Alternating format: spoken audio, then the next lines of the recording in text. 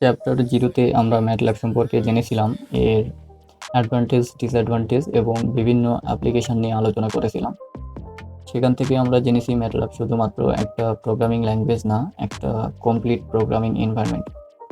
Chapter 1-এ আমরা ম্যাটল্যাবের ইন্টারফেসের সাথে পরিচিত হব। লেকচার 4 এখানে আমরা কমান্ড উইন্ডো, কারেন্ট ডিরেক্টরি এবং ওয়ার্কস্পেস নিয়ে আলোচনা করব। আমরা যদি ম্যাটল্যাব ওপেন করি তাহলে আমাদের সামনে এরকম একটা ইন্টারফেস শো করবে। আমি ম্যাটল্যাব আর 2016 ভার্সন ইউজ করছি। অন্যান্য ভার্সনেও মেজর যে সেকশনগুলো রয়েছে একই জায়গায় শো করবে, অন্যান্য সেকশন হয়তো একটু ডিফারেন্ট পজিশনে শো করতে পারে, বাট অলমোস্ট সেম।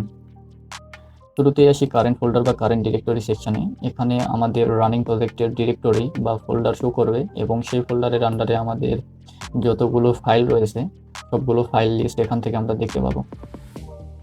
এটা হচ্ছে বাই ডিফল্ট আমাদের ম্যাটল্যাব যে লোকেশনে ইনস্টল রয়েছে সেই লোকেশন ফোল্ডারটা এখানে আমাদের শো করছে।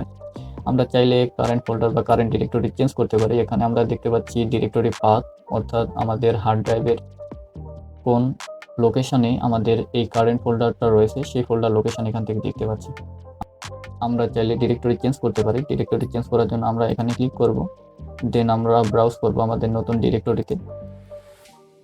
এখানে আমি নতুন একটা ডিরেক্টরি সিলেক্ট করছি, নিউ ফোল্ডার আমি এটা সিলেক্ট করলাম।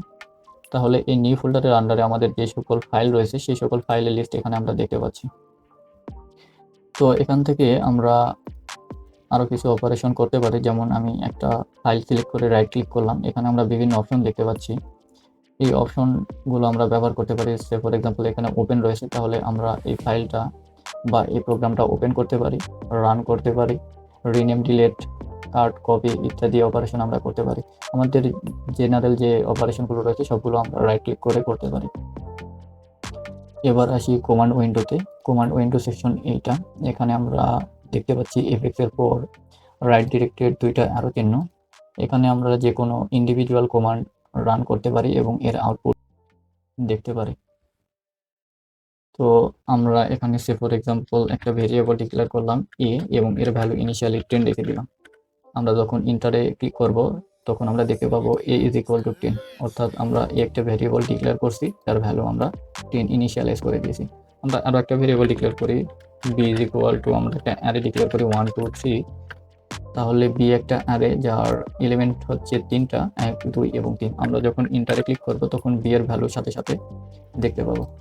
আমরা আরও একটা ভেরিয়েবল ডিক্লেয়ার করি c ইজ ইকুয়াল টু 20। আমরা যদি ভ্যালু সাথে সাথে দেখতে না চাই তাহলে আমরা একটা সেমিকোলন দেব, তাহলে সি এর ভ্যালু আমাদের কমান্ড উইন্ডোতে শো করবে না। আমরা দেখলাম সি ভেরিয়েবল ডিক্লেয়ার হয়েছে কিন্তু সি এর ভ্যালু কমান্ড উইন্ডোতে শো করছে না। আর আমরা যদি সেমিকোলন ছাড়া কোনো একটা ভেরিয়েবল ডিক্লেয়ার করি সেক্ষেত্রে আমাদের কমান্ড উইন্ডোতে তার ভ্যালুগুলো শো করছে। আমরা কমান্ড উইন্ডো এর ব্যবহার বিস্তারিত পরবর্তীতে দেখব, আপাতত এতটুকুই জেনে রাখি।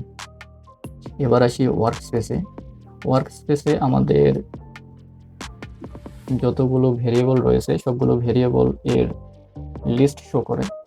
এখানে একটা উল্লেখযোগ্য বিষয় হচ্ছে ম্যাটল্যাব প্রত্যেকটা ভেরিয়েবলকে একটা ম্যাট্রিক্স হিসেবে কাউন্ট করে, অর্থাৎ আমরা যে ভেরিয়েবলই ডিক্লেয়ার করি, এখানে যদি আমরা আরও একটা ভেরিয়েবল ডিক্লেয়ার করি z ইজ ইকুয়াল টু, আমরা একটা স্ট্রিং ডিক্লেয়ার করি হ্যালো, এই হ্যালো স্ট্রিংটাও আমাদের একটা ম্যাট্রিক্স হিসেবে কাউন্ট করবে, যেখানে ম্যাট্রিক্সের ভ্যালু আমরা যদি দেখতে চাই।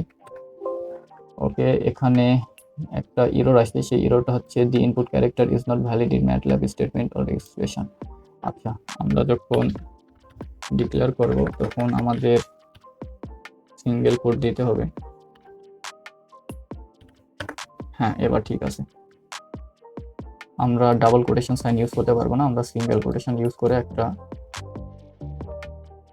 স্ট্রিংকে ডিক্লেয়ার করতে পারি। এখানে দেখতে পাচ্ছি হ্যালো। আমরা যদি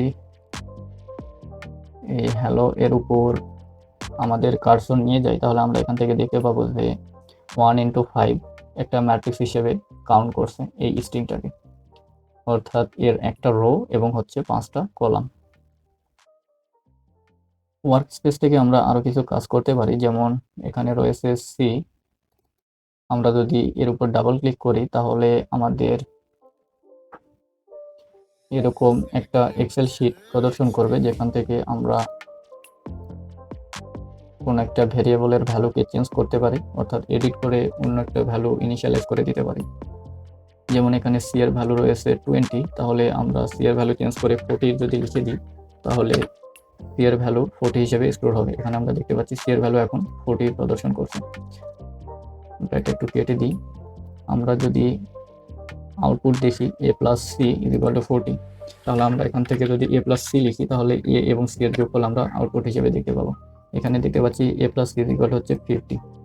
আমরা আরও একবার চেঞ্জ করে নিই, এর ভ্যালু 10 থেকে 5 যদি করি এবং এর আউটপুট চেঞ্জটা যদি আমরা খেয়াল করি তাহলে আমরা এটা ভালোভাবে বুঝতে পারবো। আমরা আরও একবার এ এবং সি যোগ করি এবং আউটপুটটা দেখি। এবার আউটপুট আমাদের 45 শো করছে, অর্থাৎ আমাদের বিগত আউটপুট ছিল বা অ্যান্সার ছিল হচ্ছে 50, এখন আমাদের অ্যান্সার হয়ে গেছে 45। অর্থাৎ আমরা কোনো একটা ভেরিয়েবলের মান এখান থেকে এডিট করে চেঞ্জ করতে পারবো।